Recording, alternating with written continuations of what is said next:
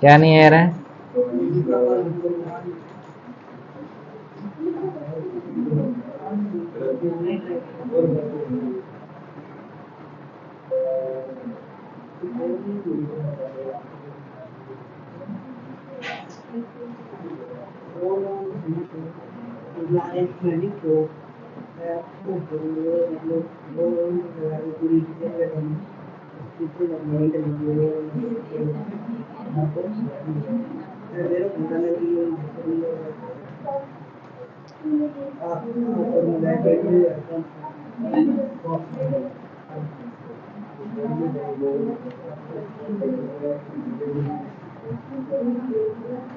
आज अपने काफी सारे ऐसे फॉर्मूलों की बात करेंगे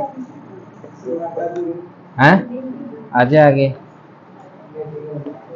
आगे है, करो, पीछे क्यों बैठते हो?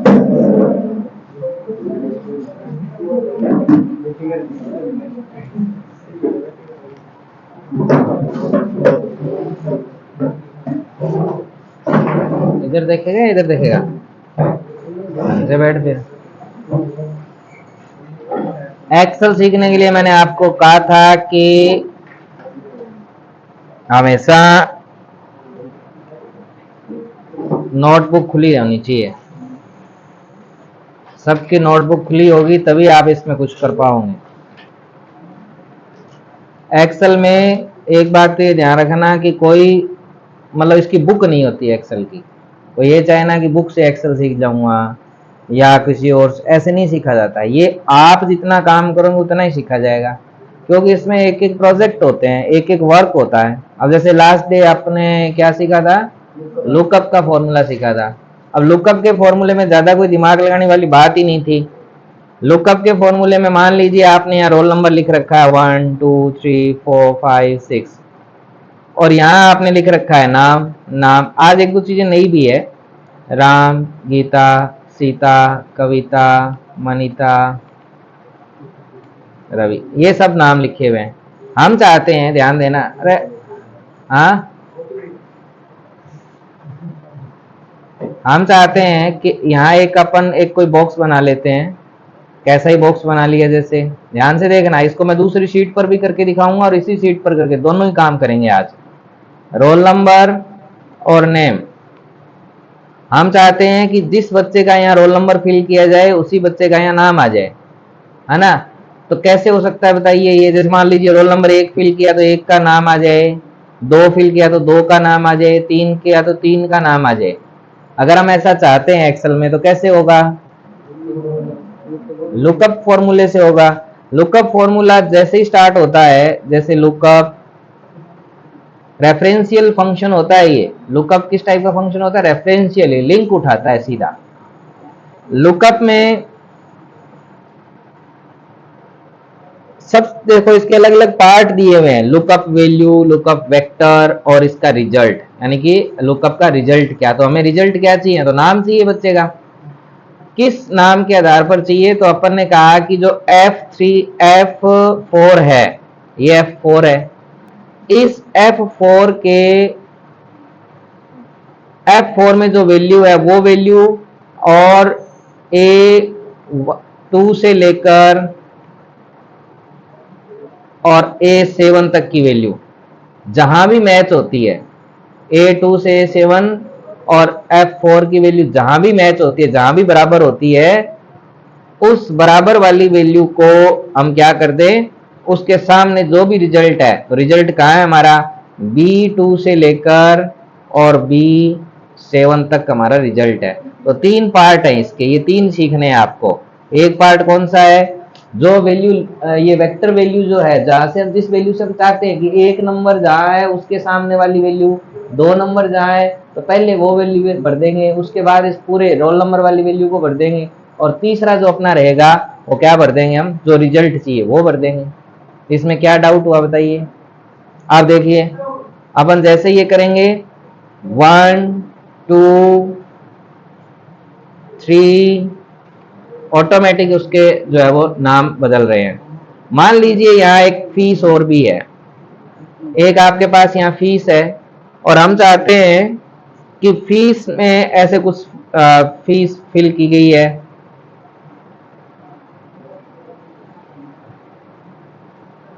ये सब फीस फिल की गई है। हम यहाँ चाहते हैं कि फीस भी आए, तो आपको ये बताना है, अपनी नोटबुक में लिखना है कि यहाँ फॉर्मूला क्या होगा। लिखिए,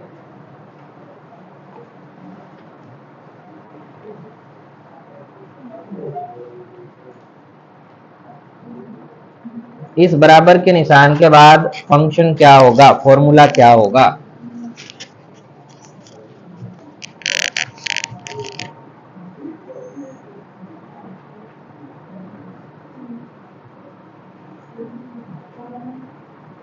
जब तक आप खुद साथ में नहीं करोगे ना तो नहीं सीख पाओगे।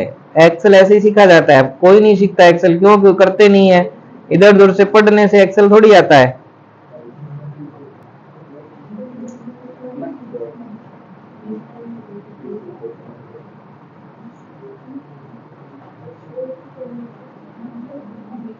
आज एक बच्चा आया था कि एक्सेल की बुक चाहिए हमें। बुक होती नहीं है एक्सेल की, कहां से बुक चाहिएगी, एक्सेल की क्या बुक है।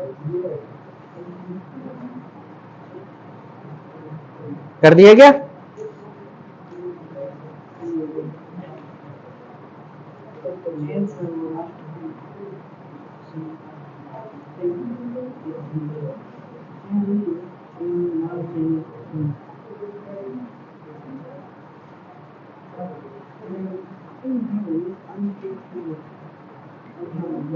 कर दिया क्या?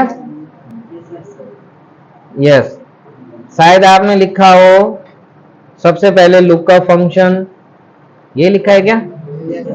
लुकअप लिखा होगा। उसके बाद क्या लिखा? ब्रैकेट। यहां F4 लगाया होगा, कोमा A2 से A7, फिर कोमा। अब हमें C2 से लेकर C7 तक करना था। इतना अगर किसी ने काम किया तो सही है। किस किस ने ऐसा काम किया? तूने नहीं किया? C2 मतलब रिजल्ट, फीस वाला रिजल्ट चाहिए ना हमें, तो लास्ट में बाकी तो सेम ही था, एक रिजल्ट चेंज करना था। यहाँ तूने क्या गलती की? F4 लगा दिया। F में तो कोई वैल्यू नहीं है। अच्छा, F4 लगाया ही नहीं। गर्ल्स में से किसी ने सही किया क्या? डुबो दिया नाम। एक तो सही करती।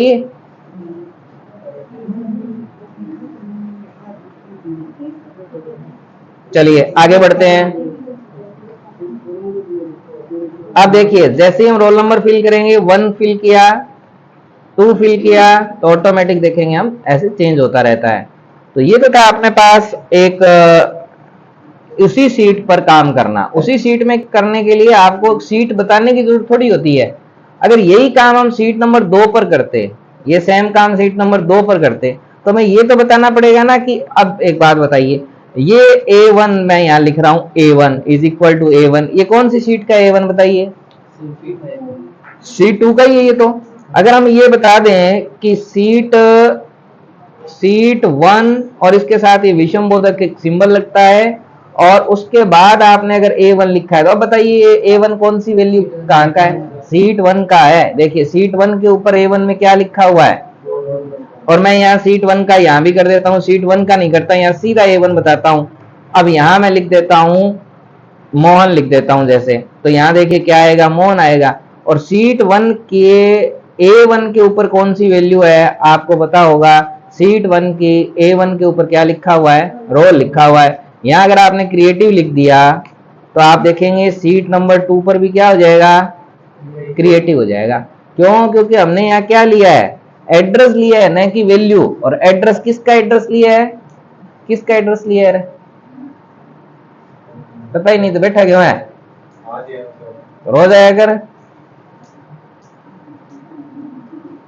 किसका एड्रेस लिया है मैंने? सेल का एड्रेस लिया है। किसका एड्रेस लिया है? Cell address. सेल एड्रेस यहां अपने पास मैंने सीट 1 का A1 जो है वो एक सेल एड्रेस लिया है। और अगर हम बात करें यहाँ ये जो मोहन जो वैल्यू, अब यहाँ मोहन की जगह चेंज करिए, सोन करिए, तो ऑटोमेटिक देखिए वहां सोन हो जाएगा। क्यों? क्योंकि हमने यहाँ क्या ले रखा है? सीट, इसी सीट का यानी सीट 2 का एक एड्रेस ले रखा है। समझ आई ये बात? अब अगर आप कितनी सीटों को आपस में ऐसे कनेक्ट कर सकते हो, एक सीट में चेंज करिए, सारी वैल्यू सारी सीटों में चेंज होगी। कैसे? देखिए, मेरे पास सीट नंबर 1 में ये रोल नंबर लिखा हुआ है, मैं ये चाहता हूं कि रोल नंबर सारी सीटों में ही ऐसे ही रोल नंबर आए। ये बहुत इंपॉर्टेंट पार्ट है भाई एक्सेल का, और ये ऐसी चीजें नहीं होती प्रैक्टिकली, कहीं नहीं होती ऐसी चीजें। तो आप इज इक्वल टू सीट 1 का A1 करिए, रोल नंबर आया। अब देखो कितना इजी काम होगा, सारे बच्चों के रोल नंबर जो हैं वो यहाँ ऑटोमेटिक आ जाएंगे। ऐसे ही आपने सीट नंबर 3 पर किया, जरूरी नहीं था कि हम ए पर ही करें, ये काम हम यहां भी कर सकते थे। इज इक्वल टू सीट 1 का A1 यहाँ है, एंटर किया। अब देखिए मैं जैसे ही यहां से नीचे फिल करूंगा, सारे डाटा फिल हो गए। अब अगर मैंने यहाँ सीट नंबर 1 में कुछ रोल नंबर्स में चेंज किए हैं, जैसे 101, 1002 ऐसे कुछ किया है, और मूव करेंगे, जैसे ही ऐसे मूव करेंगे आप देखेंगे ऑटोमेटिकली यहाँ देखो ये गड़बड़ होगी ना इस फॉर्मूले में। क्यों? क्योंकि इसका मिला नहीं। 1001 जैसे ही करेंगे तो ये ऑटोमेटिक सेट हो जाए। आप देखिए सीट नंबर 2 पर भी डाटा आ गए ऑटोमेटिक चेंज, सीट नंबर 3 पर भी डाटा ऑटोमेटिक चेंज। ये हम सेल का एड्रेस यूज कर रहे हैं, न कि सेल की वैल्यू यूज कर रहे हैं। तो ये अगर हम सीट 2 पर यही लुकअप वाला फॉर्मूला लगाएं तो सिंपल था, सीट 2 पर भी लगा सकते थे। आपको क्या करना था, यहाँ रोल नंबर फिल करना था, यहाँ ऑटोमेटिक यहाँ नेम आए और यहाँ आए आपकी फीस। मान लीजिए 1005 कर दिया मैंने यहाँ रोल नंबर। अब कैसे लगाएंगे? 1005 तो यही है ना? तो लुकअप ये कर दिया आपने कि E3 में जो वैल्यू होती है वो अपनी वैल्यू सीट 1 के A2 से लेकर और A7 तक बराबर हो, जहां भी उसका नाम आ जाए। तो उसका नाम कहाँ है? सीट 1 के B2 से लेकर B7 में है। अब बताइए क्या फर्क है उसमें और इसमें? कोई फर्क नहीं ना। खाली हमें यहाँ क्या बताना पड़ा? क्या बताना पड़ा? सीट बताना पड़ा। क्या बताना पड़ा? सीट बताना पड़ा। समझ आई इतनी बात? अब देखिए, चलिए सीट 1 2 के ऊपर फॉर्मूला लगाइए। आप कैसे लगेगा? यहां लगाइए, क्या फॉर्मूला लगेगा? इस बार सही करना सारे।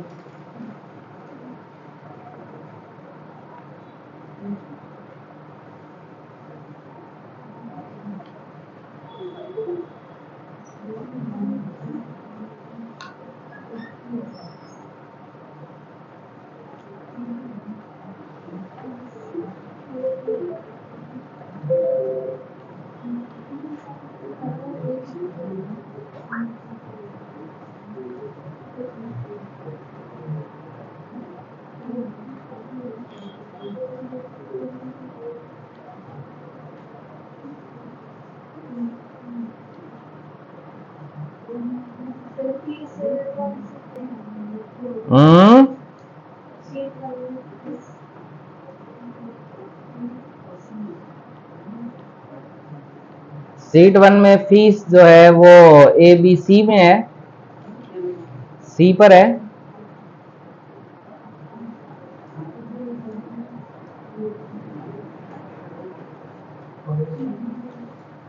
हो गया?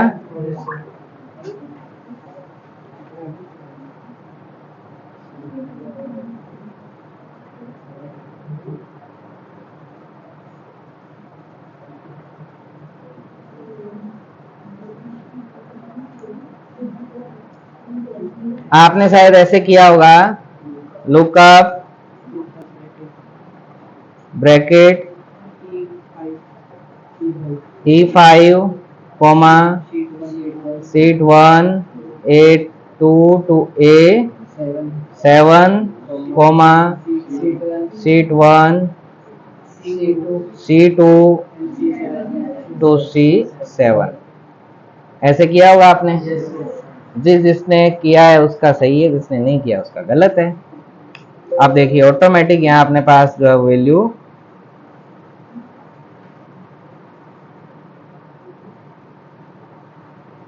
शीट 1 के A2 से लेकर A7 तक और C2 से लेकर C7 तक। ये E5 थोड़ी है, किसने कहा E5? E3 था ये। E5 किया तो उसका गलत ही होगा, हैं? हाँ 3 करना था, मैंने तो आज बोला था, आपने तब किया था। चलिए और करते हैं इसमें कुछ काम जो काफी महत्वपूर्ण होगा। किस किस बच्चे को कंडीशनल फॉर्मेटिंग लगाना आता है? किस किस बच्चे को आता है कंडीशनल फॉर्मेटिंग लगाना?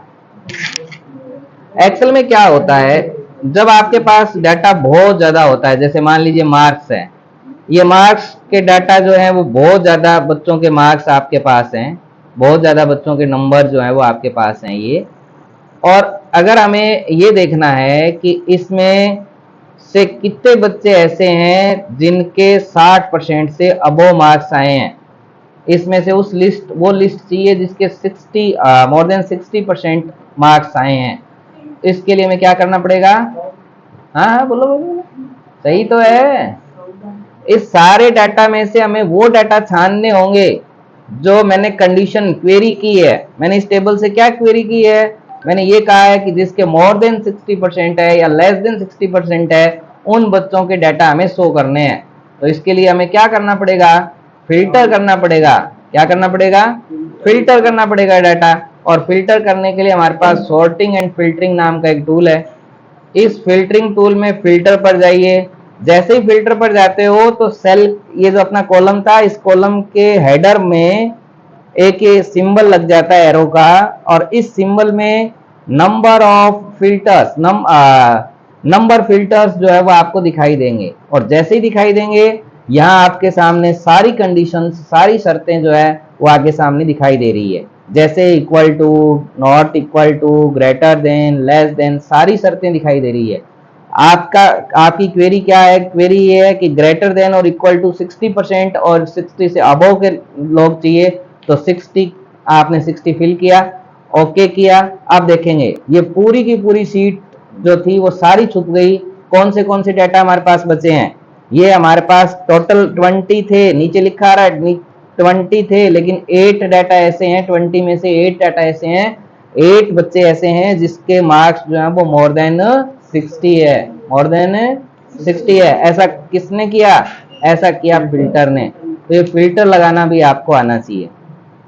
मैं चाहता हूं इससे पहले एक नया कॉलम ऐड हो, ए से पहले बच्चे का नाम चाहता हूं मैं, कि नेम लिखना है अपने को। तो क्या कर देंगे? इंसर्ट, और इंसर्ट में सीट कॉलम लिखा हुआ है और यहां लिख देंगे नाम। जैसे मैंने लिख दिया नाम, एक ध्यान देना, इसमें जनवरी, फरवरी ऐसे भी करना हो तो बहुत इजी काम होता है। आप जनवरी लिख के ऐसे नीचे की तरफ फिल करेंगे ना, तो ऑटोमेटिक जनवरी फरवरी सारे के सारे ऐसे फिल हो जाएंगे। एक्सेल में ये अच्छी बात होती है। मतलब संडे, तो आपने संडे टाइप किया, संडे टाइप करने के बाद जैसे ही हम नीचे की तरफ ऐसे फिल करेंगे, Sunday, Monday, Tuesday, Wednesday automatic आते रहेंगे। तो ये एक्सेल में एक लिस्ट ऐड होती है, उस लिस्ट के अकॉर्डिंग ऑटोमेटिक उठ के आ जाते हैं वो डाटा। ऐसे हम अपनी लिस्टें भी बना सकते हैं। अब अपने पास ये सारे डाटाज हैं, इसको नाम मान लीजिए एक बार, संडे मंडे को राम श्याम मोहन ऐसे मान लीजिए। ऐसे हम कर भी सकते हैं। हम चाहते हैं कि जितने संडे नाम लिखे गए हैं वह मोहन कर दें, तो क्या करना पड़ेगा भाई? कि इसमें जितने भी संडे है उसकी जगह मोहन हो जाए नाम। क्या करना पड़ेगा? MS वर्ड में सीख चुके हो ये बात आप। रिप्लेस करना पड़ेगा। रिप्लेस का शॉर्टकट की क्या होता है? रिप्लेस करने का शॉर्टकट की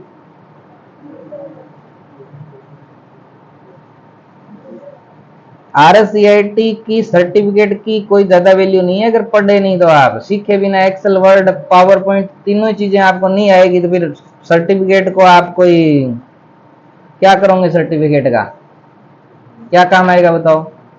हमारे पास पड़े हैं 200-250 सर्टिफिकेट पड़े हैं, बच्चे लेके नहीं जा रहे, क्या काम आएगा अगर सीखा ही नहीं तो? कंप्यूटर आया ही नहीं सरदार जी, तो सर्टिफिकेट का की करोगे?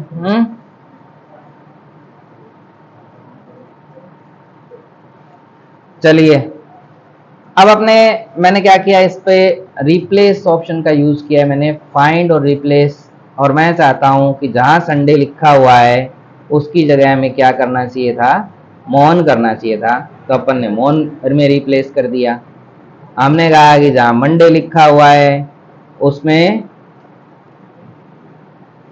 उसमें मंडे हो गया क्या, या ज्यादा हो गया, ज्यादा डे हो गया क्या, मंडे जहां लिखा हुआ है वहां गगन कर दो। ऐसे हम रिप्लेस कर देंगे तो ऑटोमेटिकली क्या हुआ, क्यों, मैच ही नहीं कर रहा है ना, ये क्या बात, मैच क्यों नहीं कर रहा,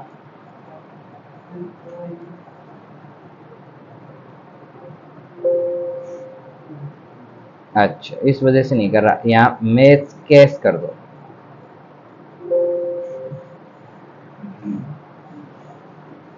इसमें कोई फॉर्मेट होगा,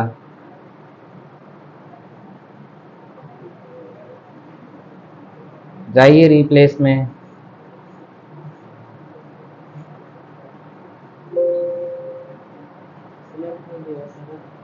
कैश का तो कोई इश्यू नहीं आना चाहिए था ना, हो गया क्या, मैच एंटायर सेल कंटेंट्स पर क्लिक कर देना। आप देखिए मोहन गगन ये सारे ऐसे चेंज कर सकते हो, आप रिप्लेस कर सकते हो।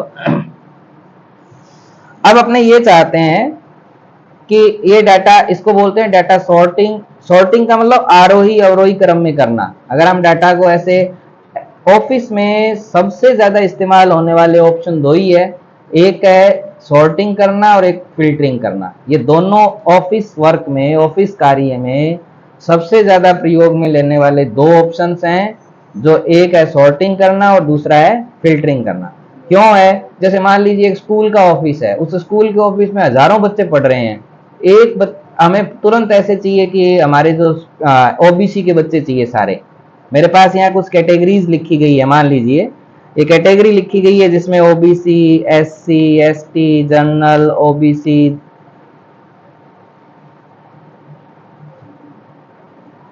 OBC, SC, ST, OBC, general, ऐसे मेरे पास कुछ लिखे गए हैं भाई। मैं चाहता हूं कि ये सारे के सारे जो है, मुझे कुछ भी डाटा चाहिए, अब मुझे चाहिए कि ओबीसी के कितने बच्चे हैं ढूंढना है, तो कौन से टूल का यूज करेंगे, ओबीसी के ढूंढना है, कौन से टूल का यूज करेंगे, फिल्टर का यूज करेंगे। यानी इस पर फिल्टर मारेंगे, बोलते हैं ना फिल्टर मार दो, तो इस पर फिल्टर मार देंगे।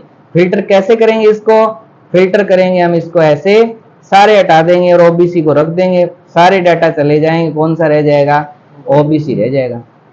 तो इसमें क्या अलग तो कुछ नहीं है ना। तो सबसे ज्यादा यूज होने वाले कोई अगर ऑप्शंस हैं, फंक्शन है, तो वो दो फंक्शन है ऑफिस में, एक सॉर्टिंग और दूसरा फिल्टरिंग। सारे बच्चे पढ़ रहे हैं, लेकिन इसमें से हमें आरोही क्रम में बच्चों को देखना है, एक तरफ करना है, ए से जेड तक देखना है या जेड से ए तक देखना है, आरोही क्रम में लगाना है, तो सॉर्टिंग का यूज करते हैं हम, समझ गए।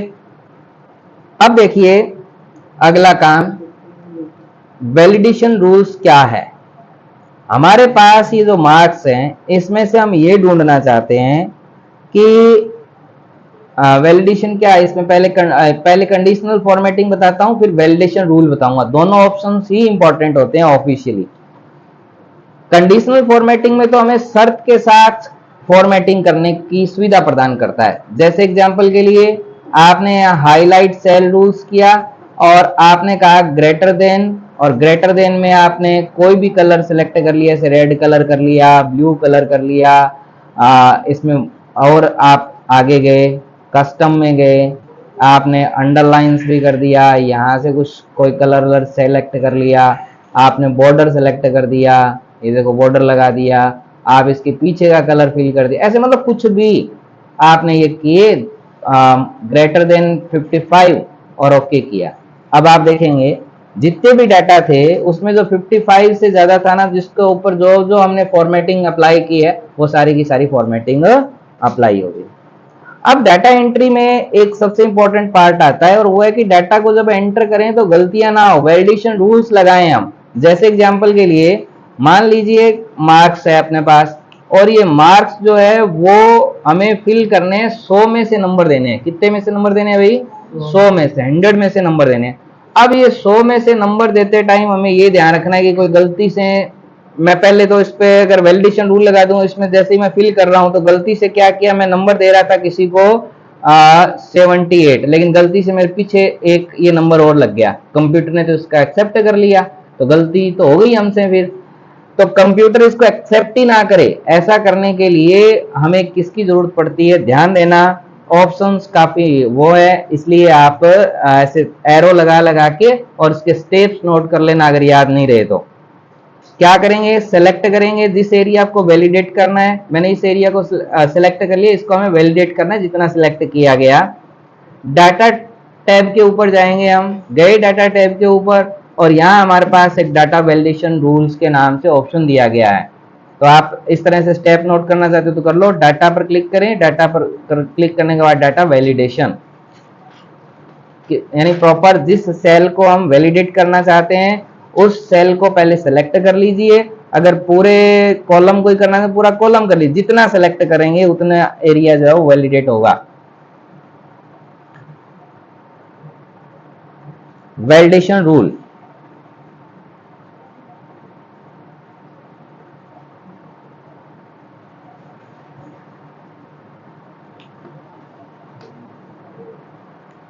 हो गया।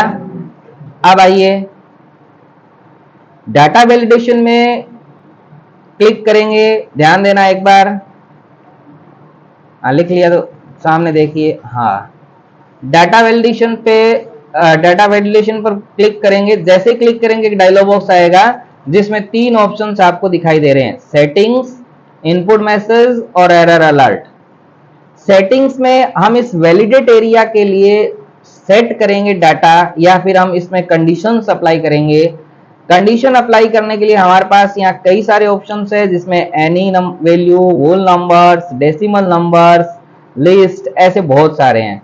मैं नंबर्स के लिए कर रहा हूं तो होल नंबर्स किया, और डाटा कौन सा कंडीशन यहाँ लगाना है, तो कंडीशन इसमें बिटवीन भी दिया गया है, not between, equal to, not greater. अब हमारे 100 अबो, जैसे ही कोई 100 अबो फिल करे, यानी लेस देन और इक्वल टू, लेस देन और इक्वल टू 100 तक कोई इसमें 100 फिल कर देता हूं, लेस देन और इक्वल टू 100 तक कोई डाटा फिल करेगा वैलिडेट एरिया में, नो एरर, कोई एरर नहीं आएगा और मैसेज आएगा, कोई मैसेज टाइप कर दीजिए कि you are right, please enter your next number. आपने ऐसे टाइप कर दिया, ये इनपुट मैसेज है। जब अपन इस सेटिंग के अकॉर्डिंग रहेंगे, जैसे लेस देन और इक्वल टू, लेस देन और इक्वल टू 100 रहेगा, 100 से कम डाटा इसमें फिल किए जाएंगे, तब तो हमारे पास ये मैसेज आएगा। अगर किसी ने गलती से 100 से ऊपर फिल कर दिए तो मैसेज आएगा कुछ भी, oh no please enter less than 100 marks only, ऐसे मतलब अपन ने लिख दिया इसमें और ओके कर दिया। उसके बाद आपको क्या करना है, तीनों चीजें ध्यान रखना, सेटिंग्स, इनपुट मैसेज और एरर अलर्ट, और उसके बाद ओके कर देंगे। जैसे ही ओके करेंगे, ये आपको कह रहा है you are right, please enter next number, तो आपने इसमें कोई नंबर नेक्स्ट पुट कर दिया, इसने एक्सेप्ट भी कर लिया। हमने करते गए, नो डाउट इसने भी एक्सेप्ट करता गया, लेकिन जैसे ही गलती से कोई गलत नंबर पुट हो गया, मतलब मोर देन 100 हो गए, तो आपको ये आगे बढ़ने ही नहीं देगा। कंप्यूटर खुद ही आपको एक एरर अलर्ट कर देगा कि please enter less 100 marks only, यानी लेस देन 100 मार्क्स ओनली। जैसे ही आप रिट्राई करोगे और फिर से आपने कोई गलती कर दी तो फिर आगे नहीं बढ़ने देगा। जब तक आप इसमें सही डाटा फिल नहीं करेंगे तब तक आपको ये आगे बढ़ने ही नहीं देगा। तो इससे डाटा एंट्री में बहुत इजी काम हो जाता है कि हमारी गलतियों से हम बच जाते हैं। कि जिसको मान लीजिए हमें ये पता चल गया है किसी को 1000 रुपए से ज्यादा नहीं देने, तो हम टाइप कर रहे हैं, ऑनलाइन भेज रहे हैं, ऐसा कुछ कर रहे हैं, वैलिडेट नहीं है, तो वो क्या होगा, 1000 से ज्यादा भी लिखा गया, 10,000 हो गए, मान लो एक जीरो ज्यादा लग गई तो हमें तो पता नहीं चला, या 1 लाख हो गए, 2 जीरो ज्यादा लग गई तो पैसे तो 1 लाख चले जाएंगे। ऐसे में क्या होगा, उसको वैलिडेट करके रख देते हैं हम कि इससे ज्यादा इसमें डाटा फिल ही नहीं हो सकता। इसे बोलते हैं वैलिडेशन रूल्स, यानी कि डाटा को वैलिडेट करना। कर दोगे ऐसे डाटा वैलिडेट? चलिए आगे बढ़ते हैं। ये था एक ऑप्शन था डाटा वैलिडेशन का, ये वैसे तो कंडीशनल फॉर्मेटिंग की तरह ही है, उसमें कंडीशन के साथ कोई शर्त दी जाती है, डाटा पर शर्त को प्रोसेस किया जाता है, लेकिन उस शर्त में तो पता नहीं चलता, वो तो कलर वलर तो आ ही जाते हैं। लेकिन इसमें कलर नहीं आता, इसमें साथ में ये भी अपना जो है वो रहता है। तो ये था डाटा वैलिडेशन रूल्स का प्रयोग करना। आगे बढ़िए, एक प्रोजेक्ट करते हैं आज, और वो प्रोजेक्ट है ऑनलाइन क्यूज का, या एक्सेल में क्यूज को ऑटोमेटिक चेक करना और क्यूज को कैसे सेट कर सकते हैं, इसके लिए अपने एक प्रोजेक्ट बनाते हैं। टाइम पड़ा है ना, अभी आधी घंटा पड़ी है, आधी घंटा में उस प्रोजेक्ट को मैं आपको सिखाऊंगा। ध्यान रहे कि वो प्रोजेक्ट कल आपको प्रैक्टिकली सबको आना चाहिए, यहाँ कंप्यूटर पर करवाऊंगा बुला बुला के, इसलिए सीख कर आया करो, बिना सीखे तो कुछ नहीं होगा। वर्ड कुछ नहीं था, एमएस वर्ड में खाली आपको टाइप करना सीखना था और वो सब सीखना था। उसके सीखने से कंप्यूटर नहीं सीखा जाता, एक्सेल के बिना तो कंप्यूटर सीखा ही नहीं माना जाता। दोबारा आते हैं बच्चे एक्सेल सीखने के लिए। यस, हम यहां डालते हैं क्वेश्चन नंबर 1, 2, 3, 4 और 5, कितने ही डाल सकते हो आप। फिर हम डालते हैं इसमें क्वेश्चन, और कितने क्वेश्चंस डालने हैं आपको वो हम यहाँ डाल देंगे। फिर इसका एक ऑप्शन होता है ए, एक होता है बी, एक होता है सी, एक होता है डी, 4 ऑप्शंस होते हैं। क्वेश्चन जैसे कुछ भी डाल दीजिए, हुज फादर ऑफ नेशन डाल दिया, whose mother of nation, whose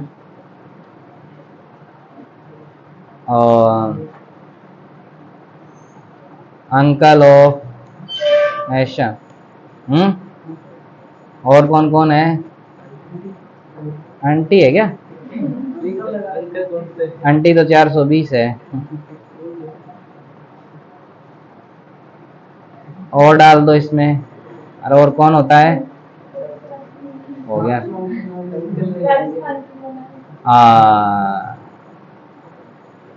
chief minister of of Rajasthan, और प्राइम मिनिस्टर तो कल बनेगा। हाँ,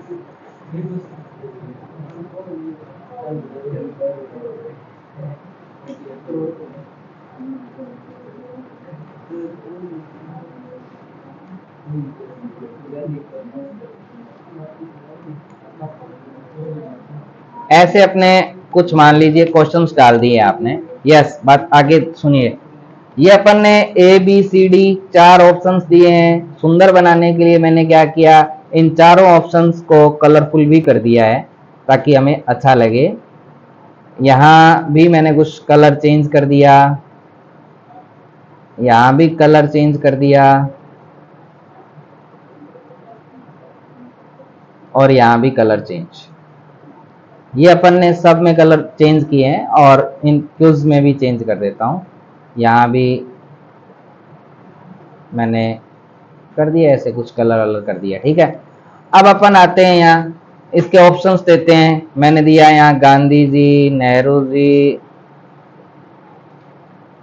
सुभाष जी, हैं, और कौन रह गए, पटेल जी, ये सब हैं।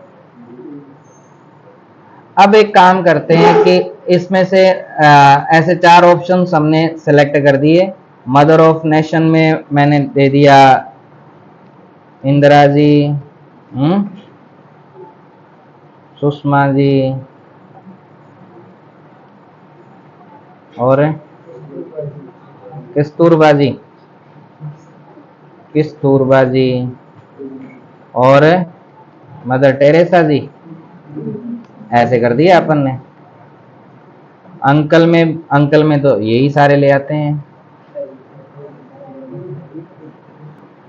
और चीफ मिनिस्टर में राहुल गांधी, राहुल जी, भजन जी, वसुंधरा जी, मोदी जी, मोदी जी लिख देते हैं। और यहाँ कुछ नाम दे देते हैं जैसे के सी, शिफ्ट, क्रिएटिव और VBM से दे दिए। ठीक है, ये कुछ नाम मैंने दिए। ये 4 ऑप्शंस अपने पास। इसमें टेरेसा को मैं टेरेसा ही दे देता हूँ, मदर टेरेसा की जगह। टेरिस्ट नहीं है ये अपने पास एक हमने बना लिया है भाई। इसको मैं बॉर्डर भी दे देता हूँ। अब अपने को इसकी एक की बनानी है। राइट आंसर की क्या बनानी होगी? हमें की बनानी होगी। पहले का आंसर क्या होगा? ए, दूसरे का डी, तीसरे का नेहरू जी बी, क्या हो गया? बी हो गया ना, और इसका हो गया बी, और इसका हो गया सी। ऐसे अपने की बना लिए। अब हमें क्या करना है कि बच्चे को आंसर देने हैं। मतलब आपका पेपर है, आपको पेपर देना है, तो पेपर देने के लिए आपका लिए मैं आंसर यहाँ लिख देता हूँ। आंसर ABCD आंसर आप सेलेक्ट करेंगे, कोई भी ABCD करेंगे। अब देखिए ध्यान से, मैं यहाँ कहीं साइड में ना ABC लिख देता हूँ, ABCD। ध्यान देना। अब आगे हम चाहते हैं कि यहाँ बच्चे को फिल नहीं करना पड़े, उसको खाली सेलेक्ट करना पड़े, पुल डाउन लिस्ट आए।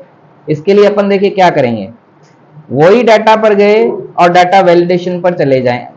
गए डाटा वैलिडेशन रूल्स पर, हमने अभी सेटिंग्स में वो नंबर्स किए थे। अब आपको लिस्ट सेलेक्ट करना है। यहाँ क्या सेलेक्ट करना है? लिस्ट। लिस्ट सेलेक्ट करने के बाद आपको क्या करना होगा? यहां से सेलेक्ट करिए। सेलेक्ट जैसे ही करेंगे ये सारे डाटा इसमें आ जाएंगे और ओके कर दिए।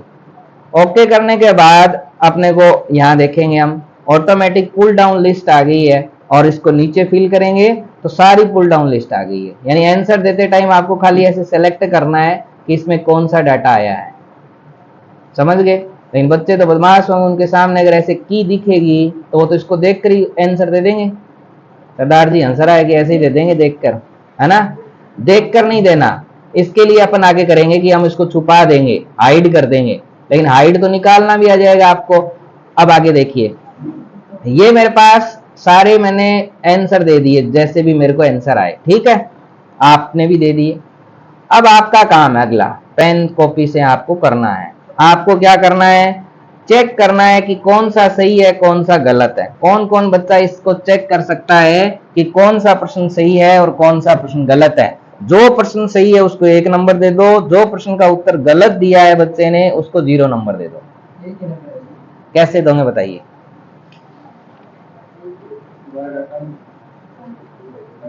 कौन सा फॉर्मूला लगाएं कि आपके पास ऐसे आ जाए कि इस बच्चे ने इतने प्रश्न सही किए हैं, इतने प्रश्न गलत किए हैं, या पहला प्रश्न उसने सही किया, पहला प्रश्न गलत किया? कौन से फॉर्मूले से चेक होगा? दिमाग लगाओ अपना। एक्सेल बिना दिमाग के नहीं है।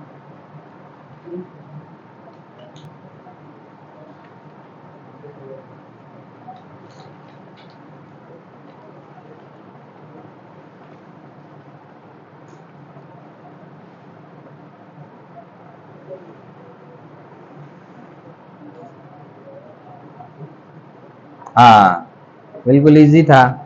Very good. एक बच्चे ने किया है, बाकी ने तो पेन ही नहीं चलाया।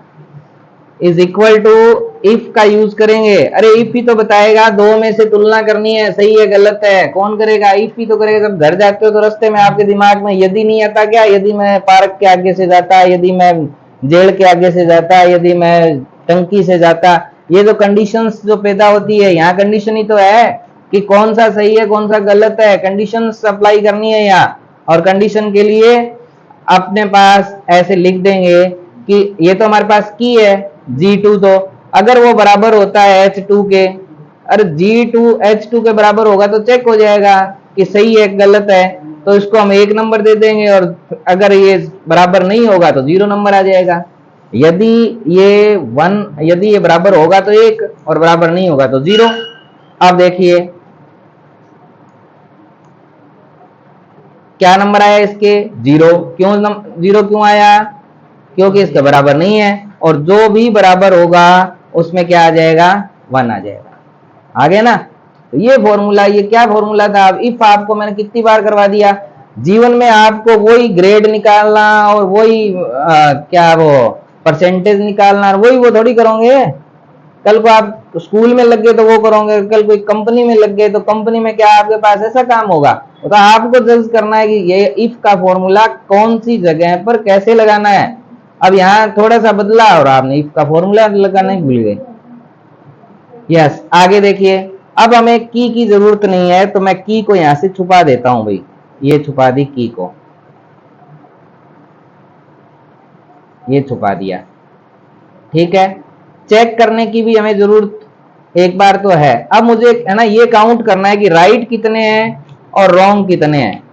बताइए कैसे राइट और रॉन्ग को कैसे काउंट करूं कि यहाँ इस बच्चे के कितने सही हैं और कितने गलत हैं। मान लो 500 प्रश्न है तो एक एक गिनेंगे थोड़ी ऐसे।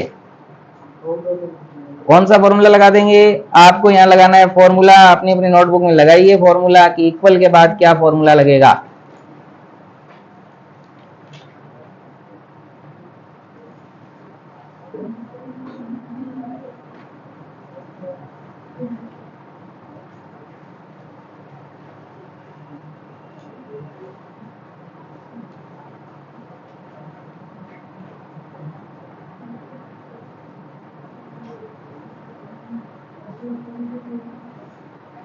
काउंट करना है, हमें गिनना है कि कितने 1 है कितने 0 है। जो 1 है वो राइट है, और जो हर बार इफ थोड़ी लगेगा। अरे आप क्या कर कहा जा रहे हो, हमें तो काउंट करना है। तो काउंट का फॉर्मूला करवाया बनी क्या आपको, काउंट के साथ इफ लगेगा। काउंट इफ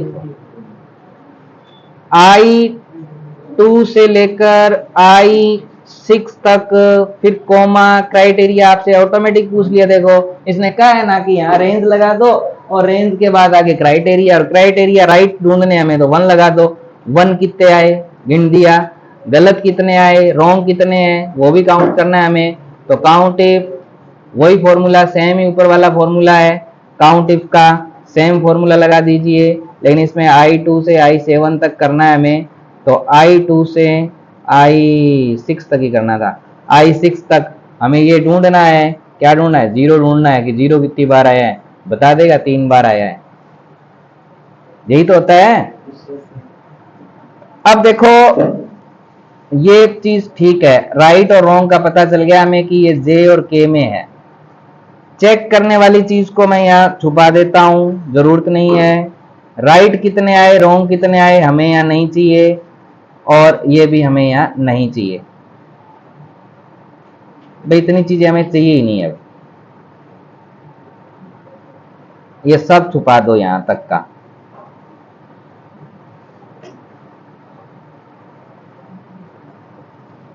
छुपा दिया। ये इसका है ना कलर वाइट कर दो अपने भाई, हर तरीका आपको आना चाहिए। छुपा दो इसको, ये रह गया क्या,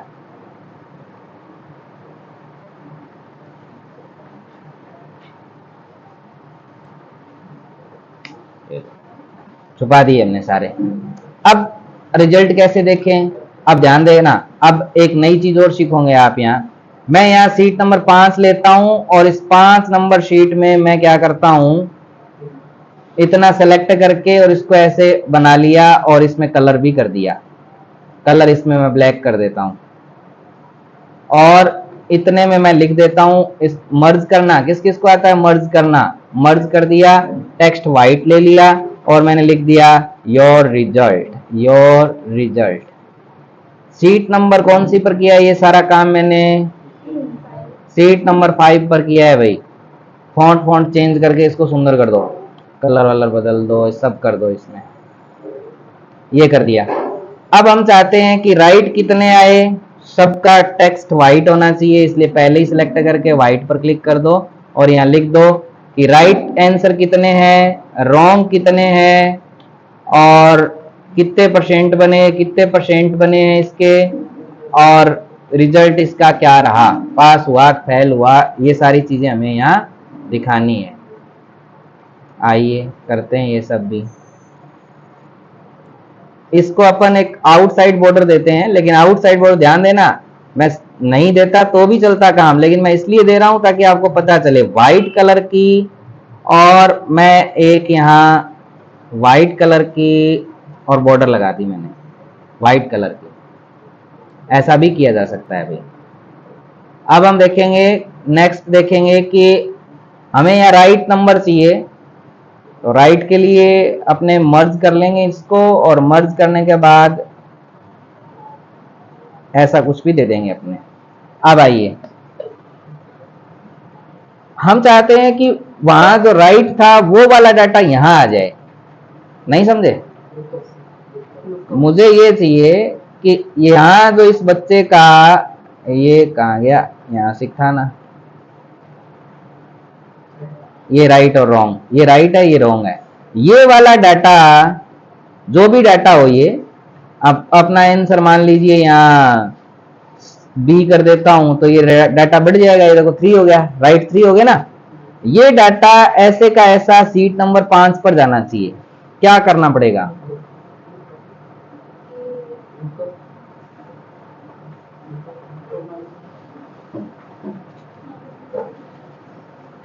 भूल जाते हो आप, अभी करवाया था।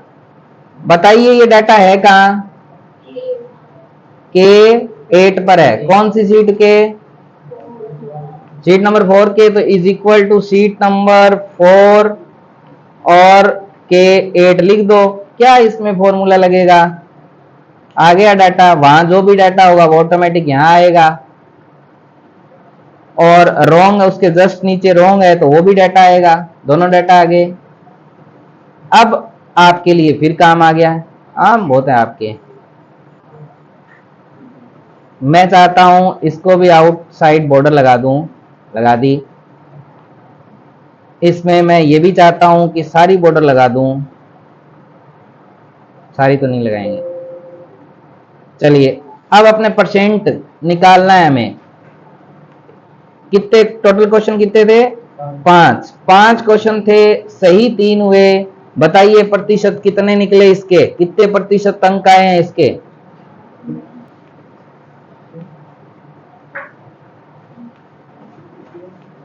बच्चे के कुल 5 नंबर का पेपर था, 3 नंबर आ गए, 3 सही हो गए, कितने प्रतिशत नंबर आए? इसके लिए हमें फॉर्मूला लगाना है। अरे पढ़ के आए हो वैसे ही,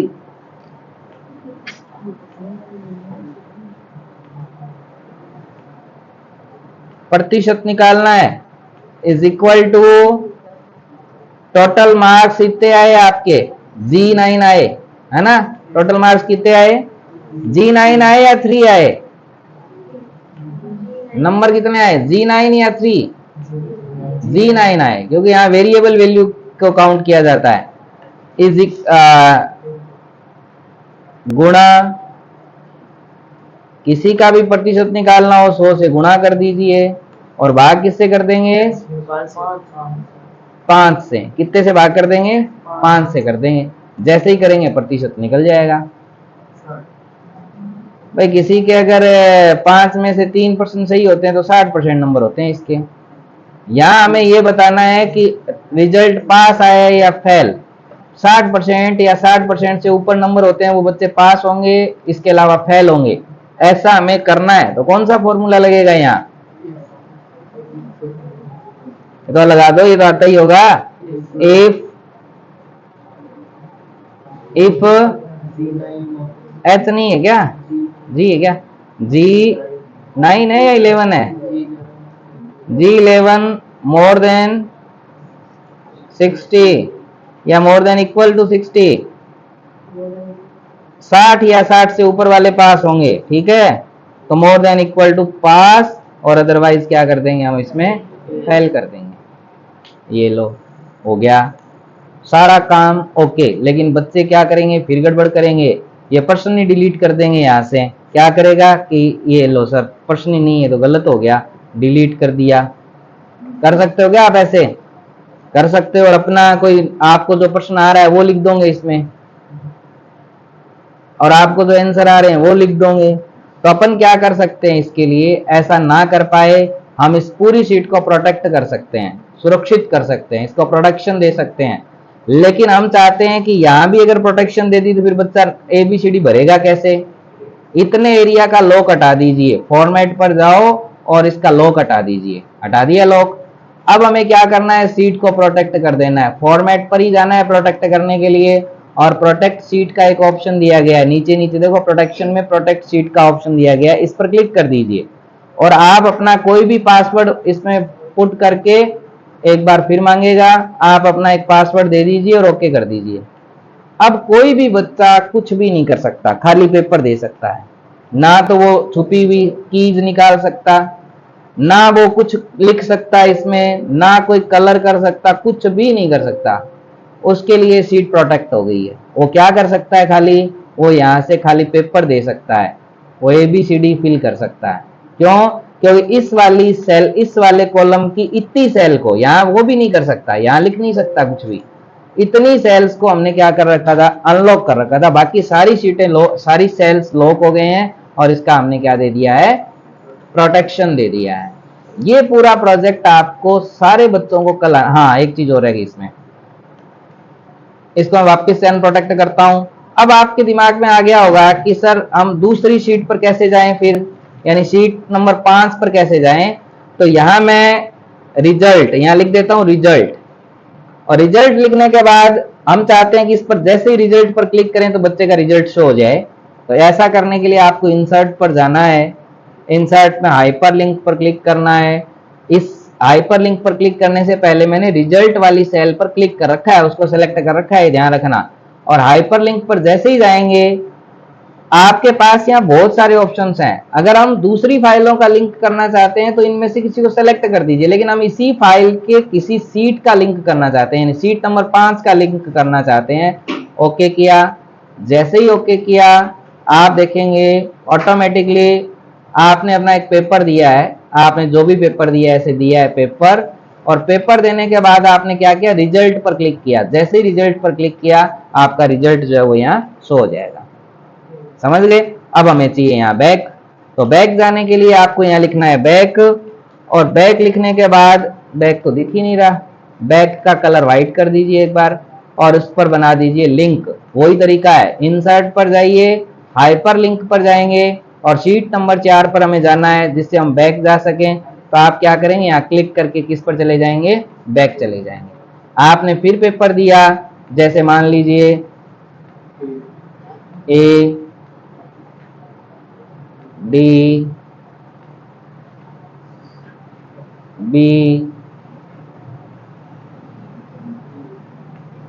B